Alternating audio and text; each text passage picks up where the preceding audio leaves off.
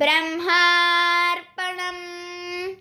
నేను మనస్సును బాధ పెట్టను అనుకోండి, అప్పుడు ఎలాంటిది వచ్చినా బ్రహ్మముగా స్వీకరిస్తావు. బాహ్యంగాను అంతరంగములోను నీవు బ్రహ్మముగా ఉన్నావో లేదో నిన్ను నువ్వు చూసుకో. రాగం ఉంటే ద్వేషం ఉంటుంది. బ్రహ్మముగా అందరిలో ఉన్న పరమాత్మను తన స్వరూపంగా చూడు. అది నిజమైన ప్రేమ.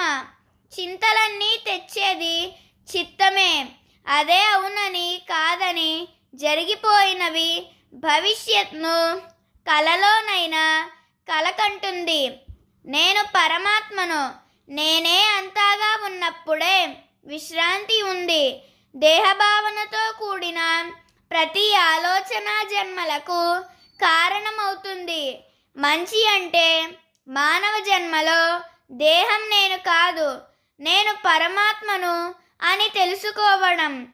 చెడు అంటే పరమాత్మను మరచి దేహభావనతో మాయలో పడటం.